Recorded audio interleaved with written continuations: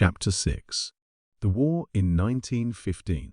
By both words and deeds, Germany had declared that she believed in conducting war with frightfulness, that is, with such cruelty and ferocity that her adversaries would in mortal terror yield to her at once. In accordance with this theory, she decided to destroy the Lusitania, a great passenger steamer plying between this country and England. Apparently, she preferred not to become any further involved with the United States, for several persons were warned by anonymous telephone messages not to sail by this vessel, and the German embassy in this country published a warning over its own signature.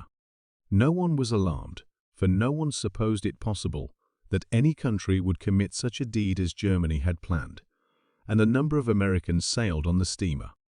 To sink a transport carrying troops is as much an act of war as a battle is, but to sink a passenger vessel of non-combatants is not war, it is murder. The Lusitania was torpedoed without warning, and 1153 of her 1917 passengers were drowned, men, women, and little children, 114 of them citizens of the United States. Americans were overwhelmed with the horror of such an atrocity. Germany expressed her regret at the loss of life, but said it was the fault of her enemies that England was trying to starve her, and she was forced to retaliate. She struck a medal in honor of the crime and gave her schoolchildren a 3-day holiday for rejoicing.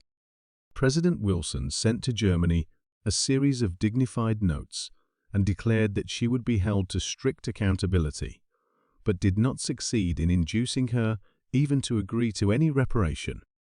How little real regret was felt for the act was well indicated by one of the Berlin papers, which published a picture of an American vessel with its bowsprit piercing a note. Germans, doubled up with laughter, stood on the wharf, exclaiming, "Another?" Americans began to think. We had heard reports of the cruelty of the Germans to the Belgians and others, and we had sent money and food to the suffering people. But we could hardly believe that these reports had not been greatly exaggerated. Careful investigations were now made.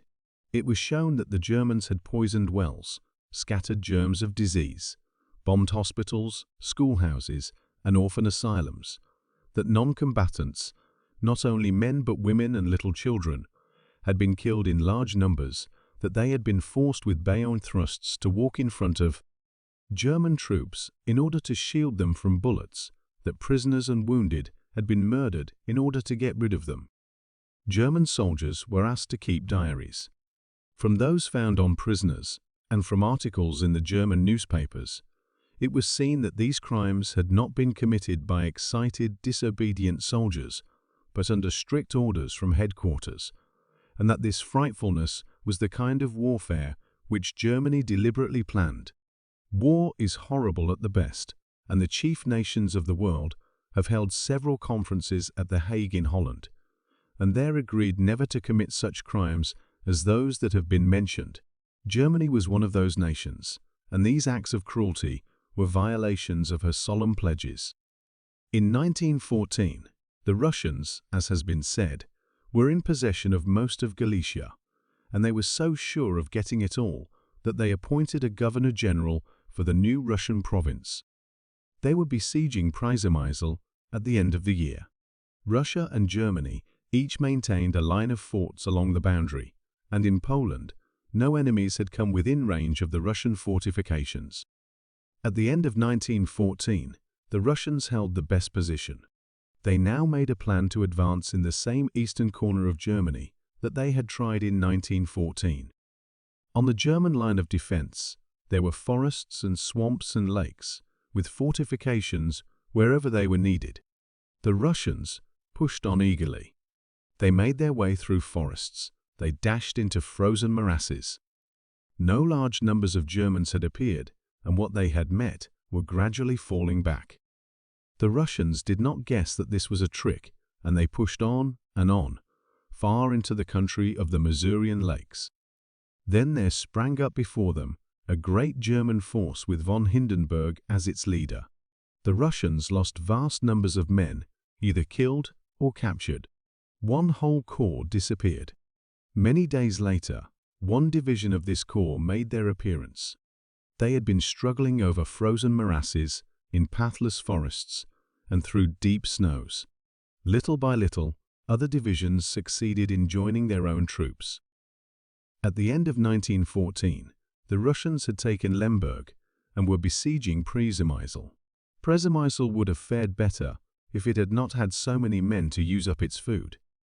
When the Austrians had been obliged to retreat before the Russians, many of them had taken refuge in this place, and there they had remained. In every siege that is kept up long enough, provisions are certain to fail. The Russians did not trouble themselves to make attacks on the fort. They had only to wait until the Austrians within were hungry enough to surrender. The Austrians without tried to slip through the Carpathian passes to help their friends. They themselves made sorties, at first trying to break the siege, then trying only to capture supplies. Scores of men were dying every day.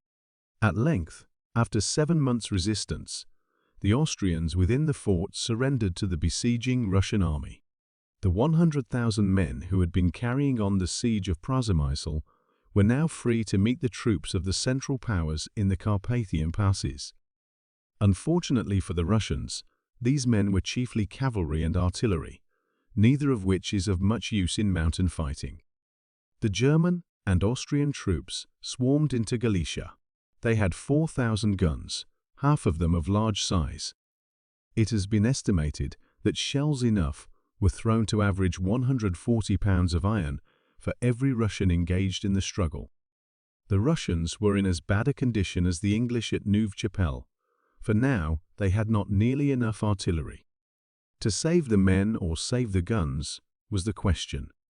There were so few guns that they did not dare to lose them, and the men were sacrificed. The Russians were forced to retreat. Then came a struggle of nearly 3 weeks to recapture Przemysl. The Germans were successful. Lemberg also soon fell into their hands. Warsaw had to yield, and the Russians were again driven into retreat. Russia had vast numbers of trained men, but not many guns, and there are reasons for thinking that certain high officials favored the Germans and sent thousands of their countrymen to their death, rather than harm the Central Powers. It is possible that this is why the Grand Duke Nicholas could not risk large battles, knowing that if his ammunition failed, Russia might be out of the war for months. Evidently, he and the Tsar had some disagreement, for the Grand Duke was sent to take command of the troops in the Caucasus, a less important position, and the Tsar himself became the head of the forces on the western boundary. This leadership of the Tsar was only in name, and his chief of staff was the real commander. The Austrians had been driven out of Serbia, but they had no idea of staying out, and one commander after another tried his luck against the resolute Serbians. These Serbians had also another enemy, typhus fever. To overcome this, a company of American Red Cross nurses and physicians went to Serbia, established camps and hospitals, and so brought the disease under control. In the autumn, the German general von Mackensen massed his troops at the northern boundary of Serbia. Bulgaria now joined the Central Powers. After the Second Balkan War, she had been deprived of districts wherein lived many of her nation. She was especially angry with Serbia, and it was not a difficult matter for Germany to induce her by promises of territory to become an ally.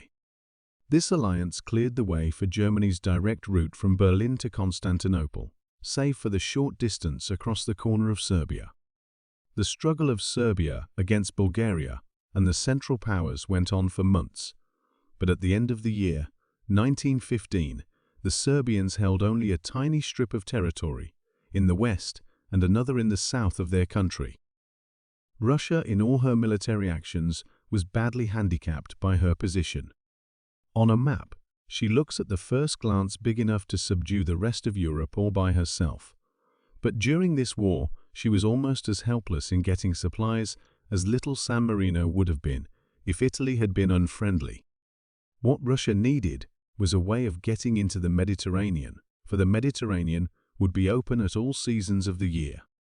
The only way to bring this about was to take the Strait of the Dardanelles, bring a fleet through it, and capture Constantinople. If this could be done, the power of Turkey would be broken, her attacks on Egypt and the Suez Canal and her mischief-making in Persia would cease. Russia would be immensely strengthened because she could then reach markets where she could buy all that she needed to carry on the war. Moreover, it was quite probable that if Constantinople was held by the Allies, the Balkan states that had not quite decided where to stand would join them. And, too, there was another reason, not so unimportant as it may seem. Constantinople is a city with a history stretching back many centuries. It has been besieged more than 30 times, but captured only 3 times, the last time having been nearly 500 years ago. To take Constantinople would be a vast gain in itself, of course, but it would loom up in men's minds even greater than it really was, and would give more encouragement to the Allies than any other single event could do. It was a great undertaking with enormous risk, but the French and English decided to attempt it. The Strait of the Dardanelles is 47 miles long. Most of it is 3 or 4 miles wide, although at its narrowest place, it is only 1 mile in width, and with wind and current permitting, one could row from Europe to Asia in a few minutes. It is more like a river than a strait, only its current flows both ways at the same time, for there is a surface current from the Black Sea and an undercurrent from the Mediterranean. The surface current would help the Turks in using floating mines, and the undercurrent would help the Allies in sending their submarines from the Mediterranean toward Constantinople. The Allies expected to have aid from Greece because Venizelos, the Greek premier, favored them and had invited them to come, but just at this time, Venizelos was put out of office. They made no change in their plans, however, but brought a great fleet of French and English ships together and took for their base the little islands of Lemnos and Tenedos. This is the part of the world which was the scene of many of the stories of ancient times. When after the Trojan War, the Greeks pretended to have sailed away from Troy and left the wooden horse behind them filled with armed men, they hid their ships behind Tenedos, and when Alexander the Great set out to conquer Asia, he built a bridge of boats across the Dardanelles. The strait was splendidly protected by fortifications at either end, by forts between, by the best of artillery, by minefields, floating mines, and torpedo boats. Any nation might well hesitate to attack such a place, but the English and French sent a magnificent fleet against it. The guns of the ships had a much longer range than those of the forts at the entrance of the strait, and before many days had passed, the batteries were silenced. This, however, was only the beginning. By the bombardment, the mines at the western end of the strait had been cleared away, and now the ships steamed in to attack the forts at the narrowest part of the strait, which were much stronger than those at the entrance. After some resistance, these forts ceased firing. Apparently, they had been silenced, and the warships moved on. Suddenly the Turkish guns began to blaze, and mines floated swiftly down upon the fleet. 3 of the great battleships were sunk. The others withdrew into the Mediterranean. Military experts declare that there is one lesson which has to be learned anew in almost every war. It is that coast defenses of the best sort can resist the attacks of any fleet of the day. The Allies had now found this to be true. They made another plan. They decided to land on Gallipoli, the long, narrow peninsula which forms the western shore of the strait. It is a rich, fertile country, but a particularly poor place for the landing of troops, for it is bordered by steep cliffs, and there are only a few beaches where landing is possible. These beaches were of fine, slippery sand, and back of them was a steeply rising ground or cliff of sandstone and clay. In the little hollows of the shore, barbed wire entanglements were cunningly hidden. In the face of the cliffs, holes had been cut, and here sat sharpshooters with machine guns, while at the top of the cliffs were Turks, good fighters, particularly behind fortifications, and they had been trained by the Germans in all the latest fashions of warfare.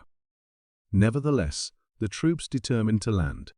The men were French, English, Irish, Indian, and Anzac, whose name was manufactured from the initials of Australian New Zealand Army Corps.